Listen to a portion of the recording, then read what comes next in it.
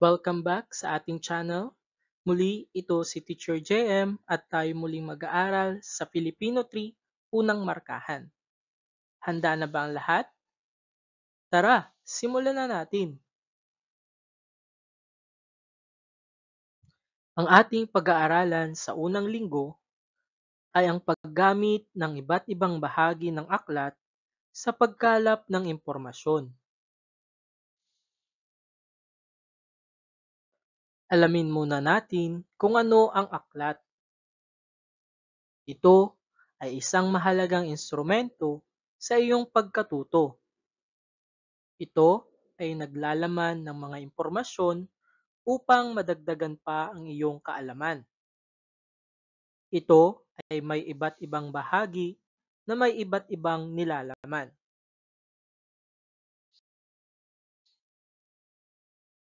At ang kahalagahan naman nito, mahalagang matutunan mo ang mga bawat bahagi nito upang magamit ito ng tama. Ayan, dumako na tayo sa mga bahagi ng aklat. Handa na ba kayo?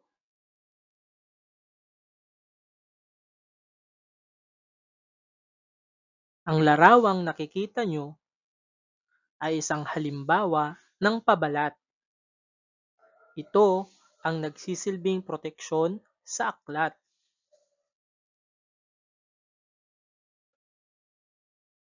At ang pangalawang larawan, ito ay isang halimbawa ng pamagat. Ito ang pangalan ng aklat. Maaari rin itong makita sa pabalat.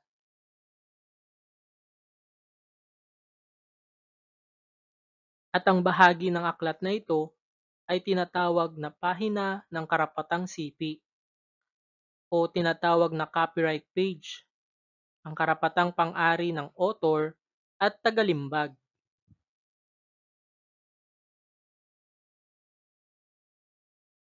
At ito naman ang tinatawag nating paunang salita. Ang bahagi ng libro nito ay nagsisilbing introduksyon tungkol sa aklat. At ang susunod na bahagi ng libro ay ang tinatawag nating talaan ng nilalaman o listahan ng pamagat ng mga unit, aralin, kasanayan, at bilang ng pahina na matatagpuan nito.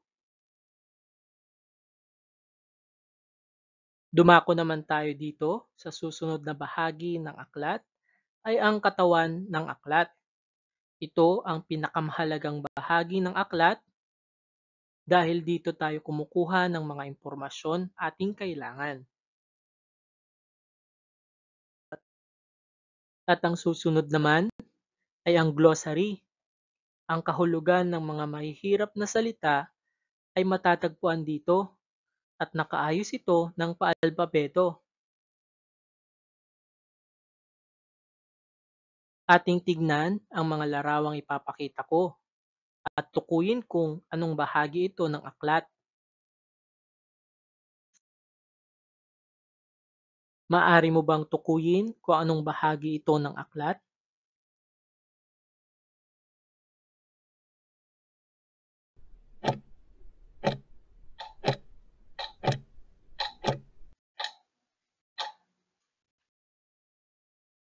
Tama!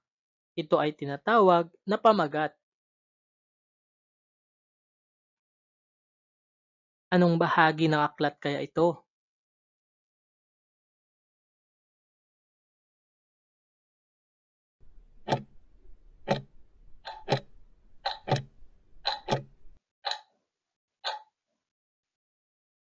Tama!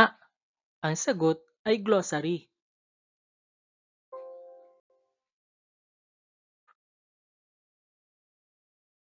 At ang susunod, anong bahagi kaya ito ng aklat?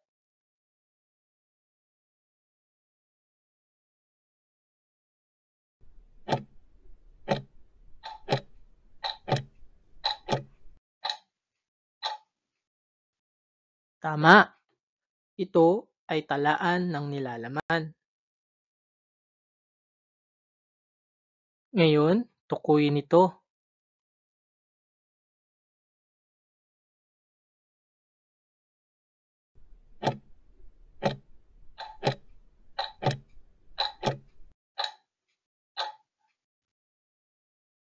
Tama, ito ay katawan ng aklat. Ngayon, ito naman.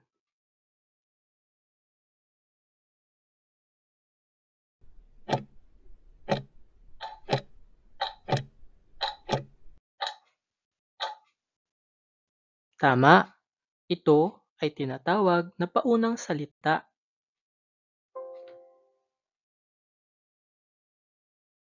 Ano kaya ang tawag dito?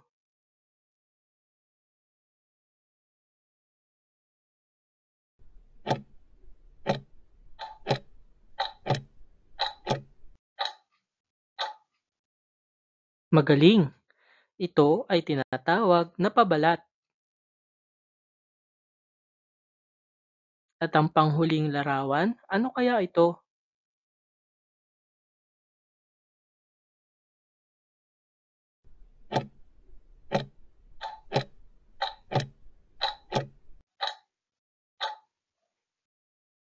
Magaling! Ito ay pahina ng karapatang sipi. Ngayon naman, atin munang sagutin ang maikling katanungan. Handa na ba kayo? Tara, simulan na natin. Number 1. Habang nagbabasa ka ng iyong aklat, ay may salita na hindi pamilyar sa iyo. Saan maaaring matagpuan ang kahulugan nito?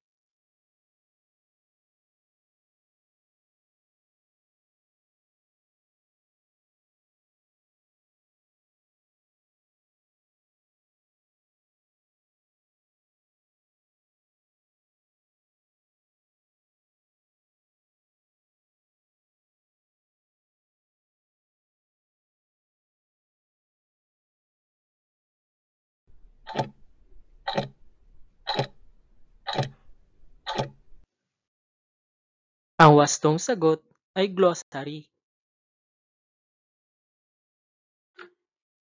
At ang pangalawang tanong, ikaw ay lumikha ng isang aklat at nailimbag mo na ito.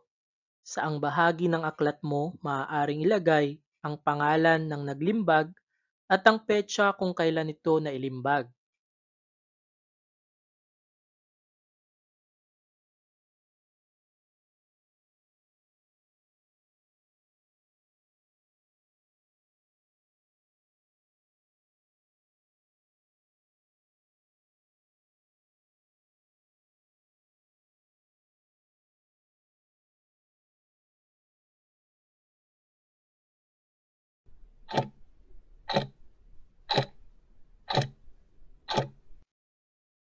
Magaling! Ang wastong sagot ay pahina ng karapatang sipi. Number 3. Ipinapahanap sa iyo ng iyong guro ang pahina ng isang paksa o aralin sa aklat dahil gusto mong malaman ang nilalaman nito. Saan mo ito maaaring hanapin?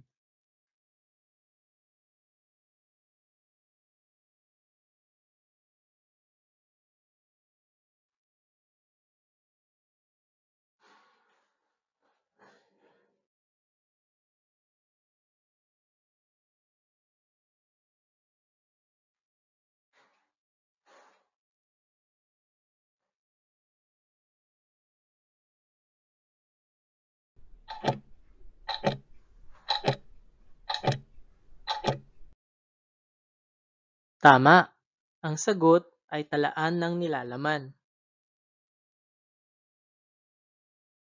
Number 4.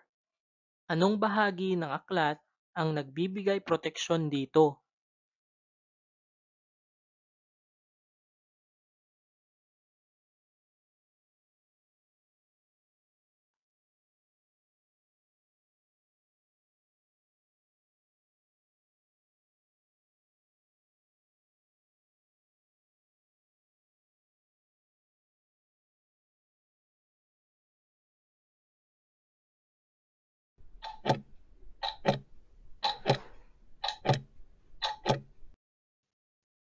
Tama!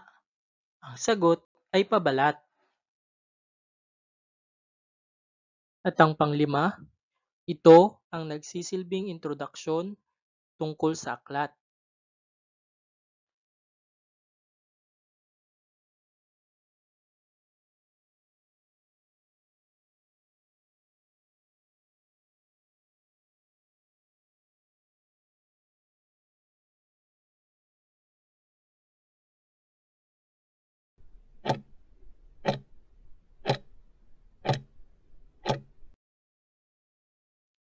Maraming salamat sa inyong pakikinig. Sana ay marami kayong natutunan sa araling ito at huwag kakalimutang mag-subscribe, like, and comment and share na rin sa ating YouTube channel. Muli, ito si Teacher JM. Paalam!